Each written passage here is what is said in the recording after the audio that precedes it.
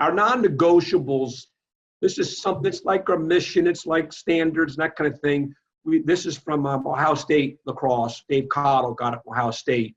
And these are things that you must do. And so for the players, there's non-negotiables that I have, and there's non-negotiable that coaches have. We don't want a lot of them. We want 4, maybe 5. Mine are, as a director to the teams, are you will be on time. I think that's a lifelong lesson. You will be dressed in the appropriate gear. I'll get into that a little bit. If you're a team, you dress as a team. You wear what the team wears. You'll give max effort, and you'll be team first. The coaches may be other things. So I give the players non-negotiables. The coaches give the players non-negotiables. I have non-negotiables. I give non-negotiables to our coaches. I give non-negotiables to our parents. And those have been, I think they tend to hear it greater from using this term. They're basically the same things talked about before about expectations and all, but I think they listen to this a little bit more because it's the wording, but it's been a very good addition to our club. Do you know what you, the director, stand for? I think this is something that is you got to always keep in mind. Do others know what you stand for? Do your actions support what you stand for? Do the actions of your coaches, and this is probably the most difficult thing, right?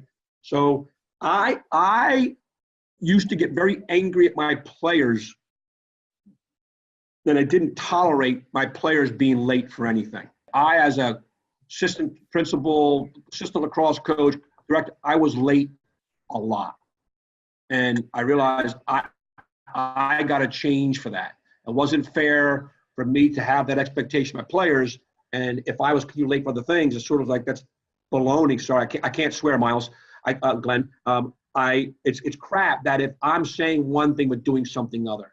And I think you need to keep on stressing what you as a program and you yourself stand for, whether it's after tryouts, at practices, in your newsletters. Like if I'm watching a practice, I very rarely jump on the field and do anything unless the coach asks prior or during. But if I see a player not giving effort, I'll slowly walk over, put my arm around him and say, "Are you hurt?" And if he says, and he not no, and I said, "Well, then I need to see better effort." And that's about it. And I walk away. So I think that gets through that I'm watching that. I'm not watching whether he scored a goal. I, as a program director, talk about giving max effort, that if I'm at practice, that's something I'm going to do. I'm looking for that, and that's what I'm going to address. Your actions support what you stand for. Make sure whatever it is that you stand for, make these simple. Don't fill up a whole yellow pad. Make them simple, 4 or 5 things maximum. Make sure everything you do supports what you do, what your non-negotiables and your standards and your missions all are. And do the actions of your coaches support what you stand for? I've gotten a lot better at this. And I think my coaches, I'm in a really good place right now with my club. And a lot of it is that we have some really good coaches working for us. And I've had other guys recruit those coaches to us and really help us build our brand because we have much better coaches. But it's not just the coaching, it's the leadership that those guys bring. It's part of coaching. That's the X's and O's. It's the leadership that those guys bring. And I think one of the parts, they're buying in more of what I'm preaching also. When I used to sort of coach the coaches after games or scrimmages years ago, I sort of got to look like, get away from me, I know what I'm doing. All of our, not that I know more than everybody else, but all of our coaches now are willing to be coached on how to coach, whether it's how to deal with a player, how to coach something X and O's wise, how to substitute the right way, how to properly use your assistant coaches and your staff. And we've increased our staffs to 4 coaches per team. 4 per team, that's great. Yeah, and some have more, right? So because there's a lot of dads in that team, whatever it is. But I remember one coach wanted more because it was their 3rd or 4th grade team. He had 6 coaches, and I went and I was very nervous about that. And I went to watch his practice, and I watched 1 drill for ground balls and 6 coaches watching that 1 drill.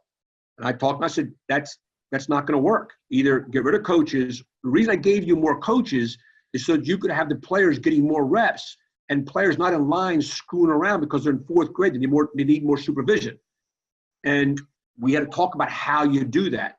Actually, the convention talked about this, that, you know, we had a parent complain at Naptown that there should be a coaching limits on how many coaches on the sideline because our 2022 team had too many coaches. Well,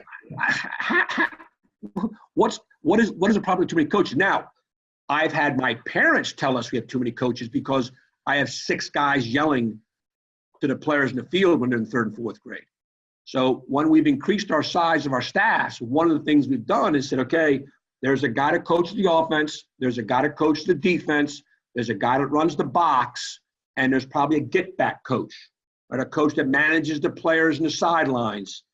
Therefore, there's only one voice yelling when the ball's at one end of the field or the other. If you have an offensive coordinator, defensive coordinator, and a head coach, then maybe there's 2 guys. But there should be limits on how many people are yelling at players on the field. So our 2026 team just has 2 dads that joined on, and the coaches did a fantastic job. You're coaching the goalies, you're running our box, right? So the only 2 guys talking are the 2 guys you saw in the picture before. They do a really good job. And these coaches these dads do a great job running the box. That's his job. And the other coach coaches the goalies and then talks to players that come off the field and make sure they're, you know, after they go get a drink of water, they can get their helmets back on. Or if they make a big mistake and the coach gets after them, that's the coach that we always call, there's got to be a coach that's the ass pattern, right? When the head coach yells at you, there's somebody else that builds the kid back up. Maybe that's his job, but he's not a yeller and screamer to the kids in the field. But I'm very lucky. My coaches now are all on board with that kind of stuff. And one of the things that I do now is when I watch scrimmages or games or practice is I take notes on my notes app on my phone. And as soon as I leave, I text it to them. And they have been, if I don't do that, most of my coaches call me and say, where's my notes? They want feedback of what they need to do better. And that has been the most gratifying thing in the last 2 years, that my coaches want me to tell them what they need to do to improve.